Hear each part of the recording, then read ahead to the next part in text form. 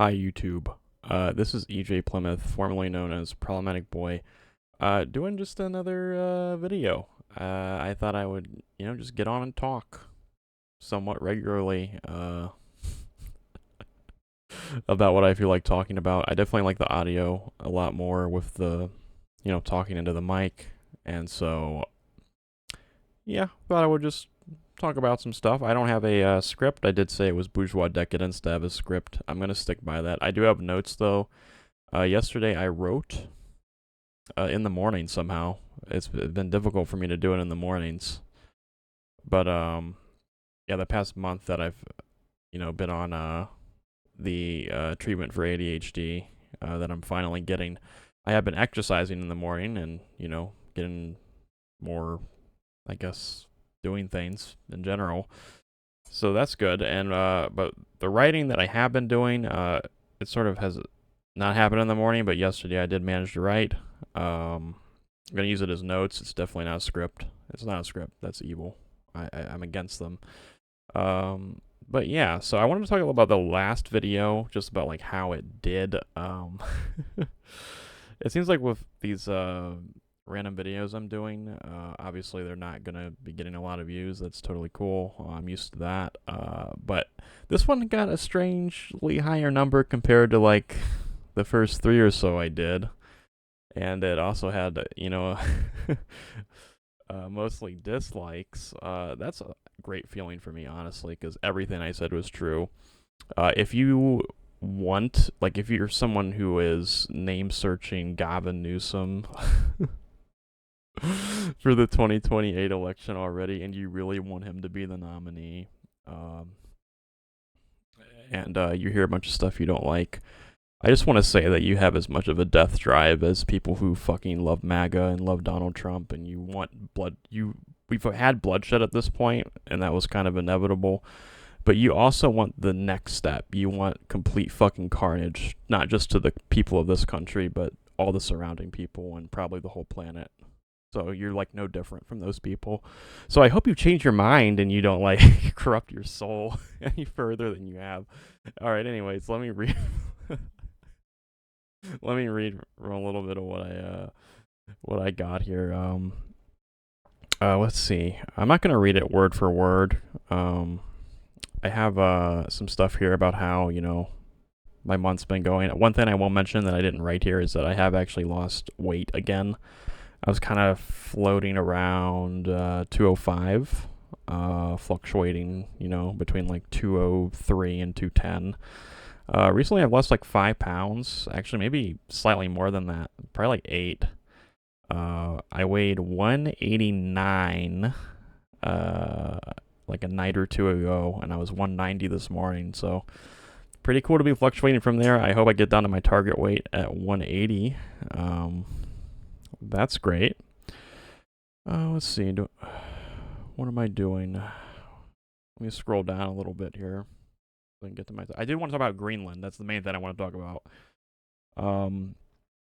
Yeah, just the sense that knowing how events go and knowing history, that there is like this car crash moment, or like you're about to see some horrible disaster. And another thing, I'm reading. Let me see if I have it. I've got Minimum Moralia here. It's so stupid. It's so stupid. I'm using Capitalist Realism as a bookmark, which is another book, but it's so short that I just fucking had it, and I didn't want to tear a page out of my notebook for a bookmark, and I don't have like traditional bookmark, so I'm just using this small book as a bookmark. It's so stupid. But yeah, so I'm reading Minimum Morality, and one of the things Adorno talks about is, well, I mean, he talks about a lot of things, but one of the things is just this essence of fascism, and he's writing it in 1944, 1945, and 1946, basically, right? So he talks about how there's some things that, like, stupidity and ignorance is so core to fascism, and detailing this supposed. I mean, it's supposed, but it's like par for the like. It is what it is, right? Like it is irrational, right? And trying to make sense of it is like, well, the stupidity is the point. Like that's why it is the way it is. And just the feeling that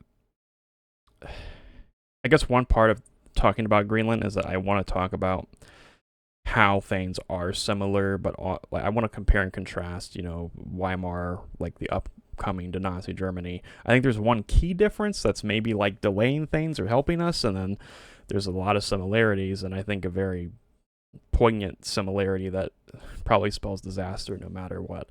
So I'd say the major difference that I did write about was that Germany had World War One, the context of them attempting to assert their empire and failing and getting destroyed, getting consequences out of that, and being beaten down by other empires. Right, World War One was an imperial war, and I guess to use the terminology that the fascists are using, they the German Empire and the Austrian Empire definitely fafoed in 1914 to 1918. They fucked around. Okay. That's not good terminology, but I guess that's what World War One kind of was. That's a kind of very crude summary of it, but that was the context for like that was very particular to the development of fascism, is that there was this devastating war that really wasn't like other wars, that was global and super fucked up and super costly in life and resources and stuff like that.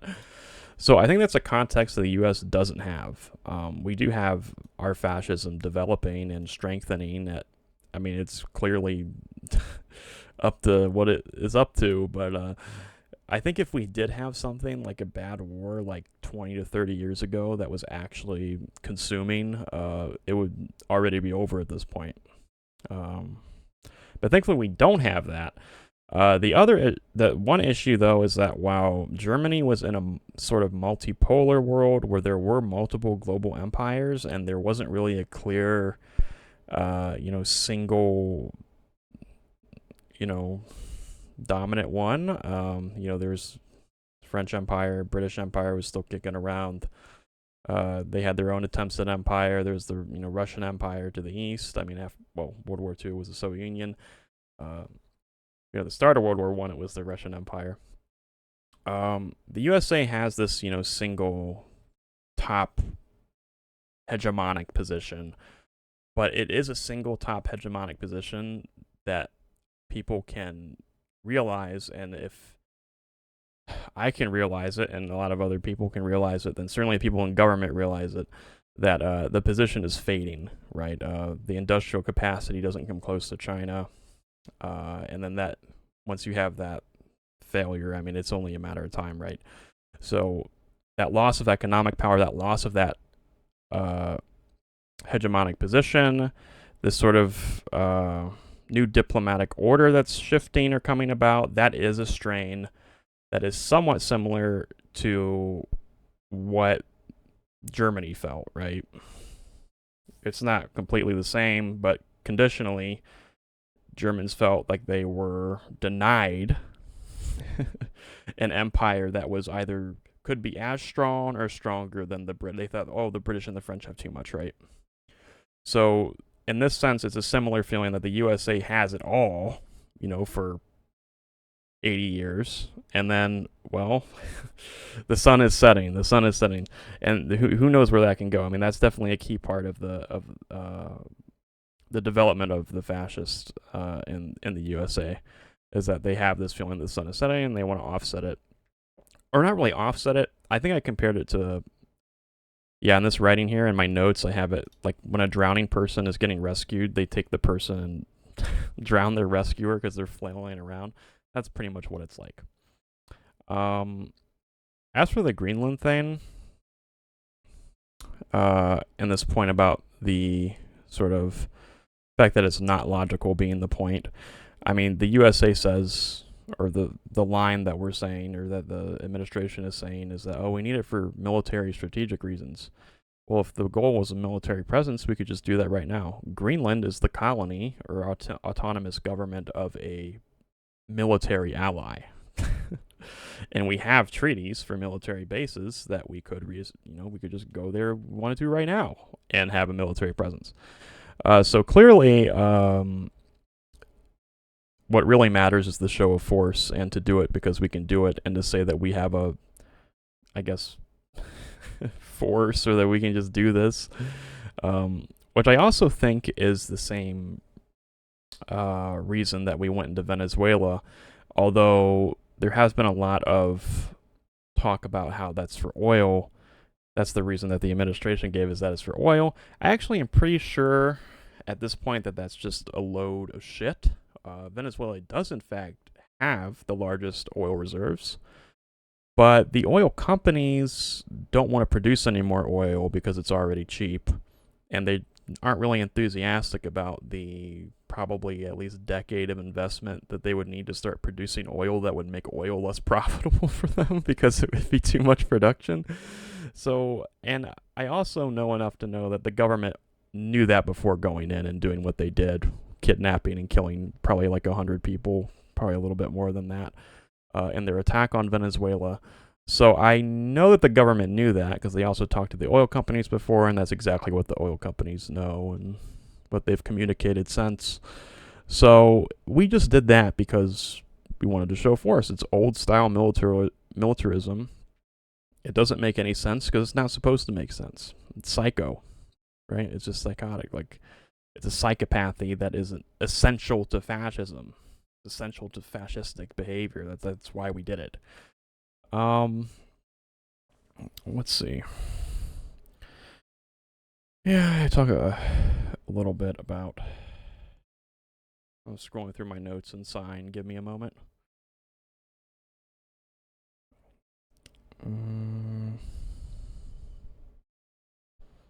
I think that pretty much clears it up.